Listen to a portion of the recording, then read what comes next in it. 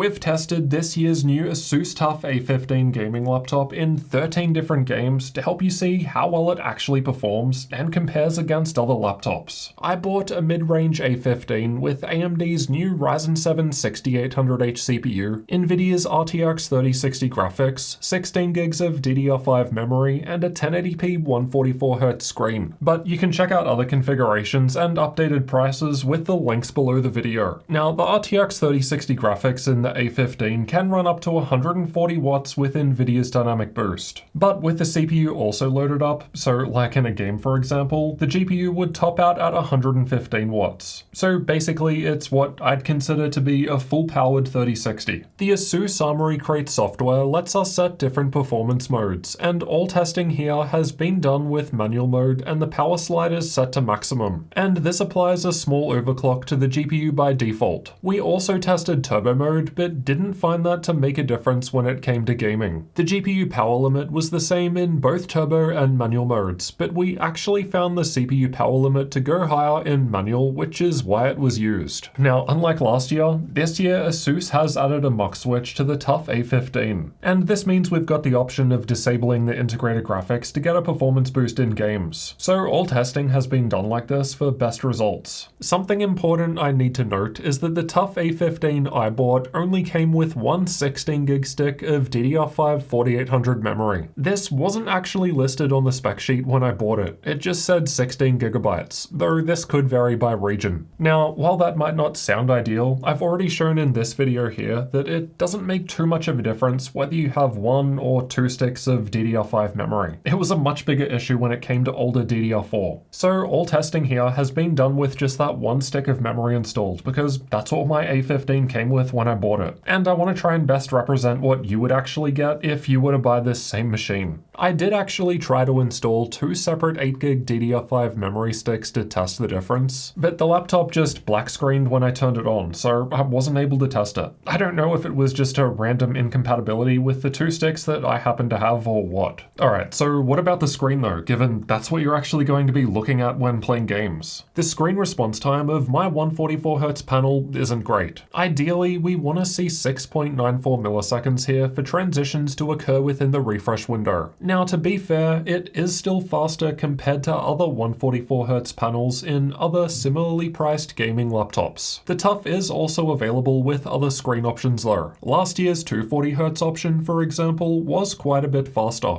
Although this wasn't a great result compared to many other higher tier gaming laptops, I'm not personally that sensitive to the screen response time unless it's worse than 20 milliseconds or so. So while running some games, I didn't think it was that bad. Now that said, if you are a more competitive player, you'd probably either want to look at a different laptop or try to find the TUF A15 with a better screen option. For more casual users like me though, it should be fine. The total system latency is the amount of time between a mouse click and when a gunshot fire appears on the screen in CSGO. The slower screen would contribute to the slower result here. And while a number of other 144Hz gaming laptops were faster, there were also a few from last year that were worse off. Although my A15 came with a 1080p screen, it is also available with a 1440p option, so we've connected an external 1440p screen so that we can test both resolutions. We'll start out by seeing how the A15 compares against other laptops, then afterwards we'll test it in 13 games at all setting levels with features like DLSS and ray tracing. So let's get into the results. Cyberpunk 2077 was tested the same on all laptops, and I've got this year's TUF A15 shown by the red highlight. In terms of average FPS, this is now the best result we've got from any RTX 3060 gaming laptop. 3060 laptops this year have a higher boost of 140 watts compared to last year's 130 watts, but that new CPU would be helping it out too. That said, the 1% low is a little behind some others, but that could improve with two memory sticks. Unfortunately, we've got less data for RTX 3060 gaming laptops at the higher 1440p resolution, but the A15 is doing well considering it's basically hitting the same average FPS compared to the more expensive Legion 5. The 2022 Legion 5 with the same Ryzen 7 6800H CPU should be arriving here soon. Make sure you're subscribed for that. Control is also a GPU-heavy game, and again the RTX 3060 from the TUF A15 was giving us the highest average frame rate out of any 3060 laptop we've tested so far. The new CPU could be helping here. It's hard to say, as this is the first time I've had a 6800H laptop. It's probably more likely that it's the new higher maximum power limit from the 2022 3060 though. Again, we've got less 3060 results at 1440p, but it was clearly beating the Legion 5 this time, which is a decent result considering that was one of the best 3060 results last year. The A15 was actually ahead of the Zephyrus G15 with RTX 3080 from ASUS, though that had much lower GPU power limits. Just goes to show that power limits matter.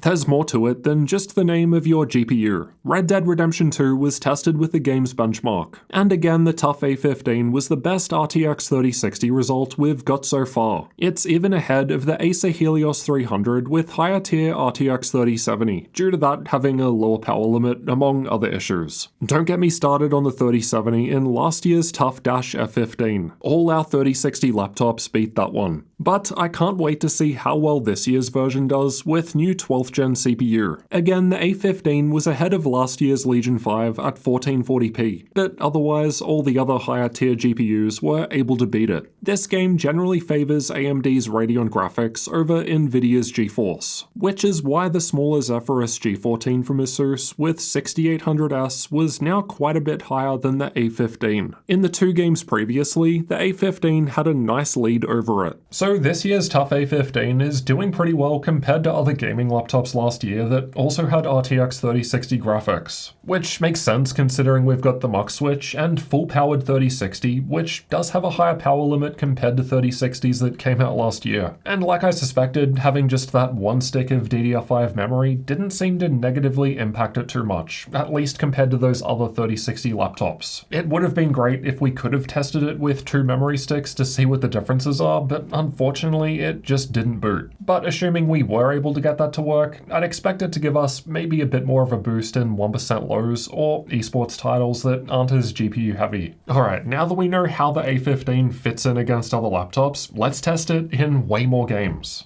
Forza Horizon 5 was tested with the game's benchmark. Ultra settings or lower were needed to reach above 60 FPS in this one. Though to take advantage of the 144Hz screen, you'd be looking at lower setting levels to boost up the frame rate. God of War, on the other hand, was just able to hit 60 FPS with the highest setting preset, while low settings was needed to reach 100 FPS. Honestly, for this one, it probably makes more sense to have the game looking nicer without a super high frame rate. Fortnite, on the other hand, would benefit more from higher FPS as it's a competitive title. We haven't tested with DLSS in most of the games at 1080p because this level of hardware should be capable without it. It's generally recommended for 1440p or higher. The average FPS with high settings wasn't too far off the screen's refresh rate, while low settings could get even the 1% low higher than this. Call of Duty Warzone also performs well regardless of the setting level, and even if you plan on playing at the higher 1440p resolution,